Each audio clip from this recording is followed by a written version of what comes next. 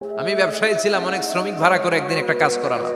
সব শ্রমিকের টাকা দিয়ে দিলাম। এক শ্রমিক টাকা না নিয়ে ভাগলপুর কই যে গেছে নিজেও জানি না, ওর টাকা আমার কাছে রয়ে গেল। এই শ্রমিককে আর টাকাটা বুঝাই দিতে পারি নাই। এই টাকা দিয়ে আমি কয়েকটা ছাগল কিনলাম। এই ছাগলগুলো বাচ্চা দিল, ওগুলো বাচ্চা দিল, ওগুলো বাচ্চা দিল, দিতে দিতে বিশাল ছাগলের ডেইরি ফার্ম করে ফেললাম তার ওই টাকা দিয়ে। এক যুগ 12 বছর পরে সে এসে বলে আমার টাকা ফিরায় দাও। আমি বললাম এই যে ছাগলের ডেইরি ফার্ম পুরোটাই তোমার। সে বলে আতাস্তা জি মিন্নি, আমার সাথে ঠাট্টা করো? আমি পাই সামান্য কয়টা টাকা, এক যুগ আগে যে টাকা পাইতাম ওইটা দিলেই চলবে। আমি বললাম ও শ্রমিক, তোমার টাকা দিয়ে আমি ছাগল কিনে ব্যবসা করেছি, ছাগল বাচ্চা দিয়েছে, বাড়তে বাড়তে বাড়তে বাড়তে আজকের বিশাল এই ডেইরি ফার্ম। এই ডেইরি ফার্মের মালিক আমি নই, তুমি নিয়ে যাও।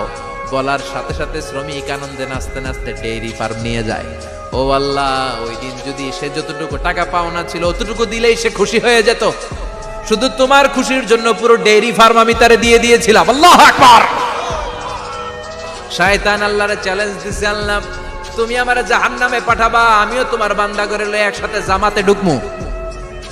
একা ঢুকবো না, একা যাব না, তোমার বান্দাদেরকে সবগুলারে জাহান্নামী বানায়া তারপরে ঢুকমু।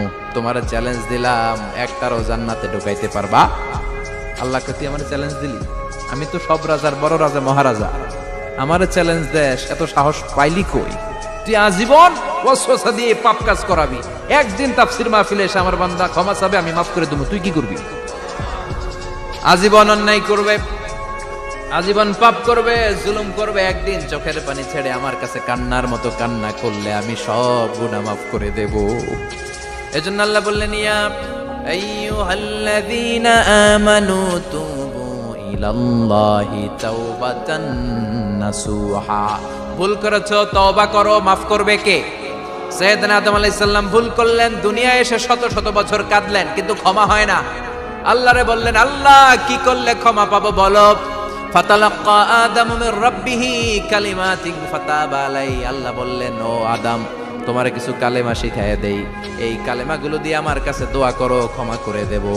আল্লাহ শিখায় দিলেন, ও আদম, 2 হাত তুলে চোখের পানি ছেড়ে আমার কাছে পড়ো, রব্বানা। পড়েন, রব্বানা যালামনা আনফুসানা ওয়া ইল্লাম তাগফির লানা ওয়া তারহামনা লানাকুনান্না মিনাল খাসিরিন। এটা শিখাই দিয়েছিল আল্লাহ।